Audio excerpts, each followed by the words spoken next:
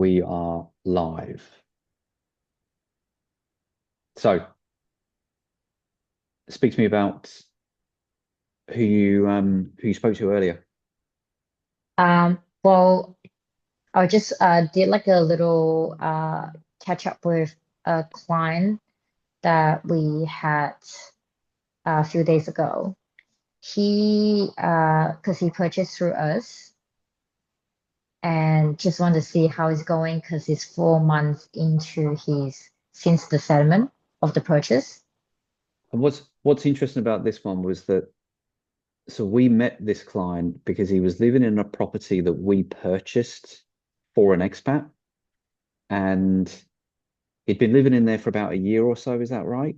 Yeah. And he'd owned a property before, or he owns another property in another state, and yeah, we met him that way. We got to know him. Well, you got to know him, and he what was his what was what was he struggling with when you was talking to him initially? He knew that if he gonna settle down in Melbourne, he's definitely gonna buy, but he wasn't sure. I think that was the biggest conversation. A lot of people coming from interstate or expat Mm. coming back to Melbourne, where like buying a big ticket item is a worry. And also, even though he purchased something on another state, Melbourne can be nervous to buy.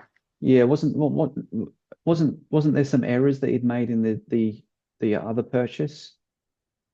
Yeah, he felt like he bought at kind of at the peak of the time and wasn't sure it was the right purchase. Mm. And he's been holding it for a really long time. So I think because of that, it gave him a little bit sour taste in his mouth Well, it's before getting the a next lot one.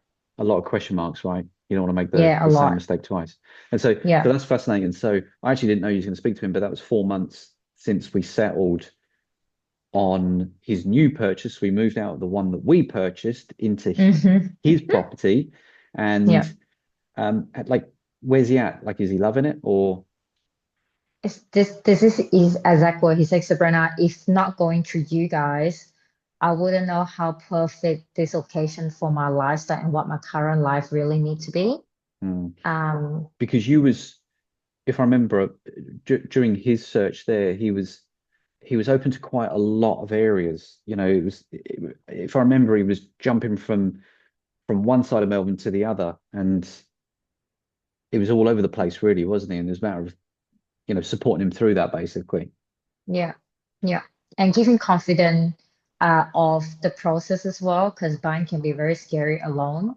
I think a lot Mm. of people feel lonely about that too when they buy a property. I think that's one thing. And secondly is we kind of shortlisted what exactly he's looking for. I think that's very important for him. Yeah. Mm. And this is actually it feeds perfectly into the newsletter 004 is that and I haven't broken the numbers down for this, but it was almost ahead of the curve. And in 004 I do a video that talks about the this thing that's happened in Melbourne, and it's quietly happened behind the scenes, which is the median values of apartments have been trending slowly downwards for the last 10 years or so. But at the same time, rents in the last 2 years have just gone boom, at least 30% up. And so without breaking down those numbers, it's exactly the same profile of Collingwood, which is a feature of 004, in that because he's living in that place as well, from a numbers perspective, if he'd stayed in rentals, it wouldn't be any difference between the cost of owning versus the cost of buying. And so Mm. it's fascinating to hear after 4 months in that he's over the moon because he's actually bought his own home. He's got that ownership. He's got that place of being, and it sounds like that's what he was talking about, was that he's just delighted in where he is and enjoying life right now. He is. Yeah, I'm so happy that he felt I can hear by the tone of his voice and saying like this gonna be a long a long period of time for him to stay in that home. That's comforting to know because, Mm, sometimes you buy something you're not sure, maybe a few years times that maybe I just want to move somewhere else. But in his case, it's not. mm. No, it's good. And also as well, it's not necessarily, it doesn't have to be his forever home. And so just buying that property there, at some point, I'm absolutely convinced that these apartments are going to start trending back upwards. They're not going to catapult upwards, but if during that time he can pay down his principal or pay down that principal quicker, it's the perfect stepping stone into the future, into the forever home at some point further down the line. Yeah. Yeah. So yeah, happy client, actually a happy tenant, and then a happy client as well. Yeah, cool. All right. Well, let's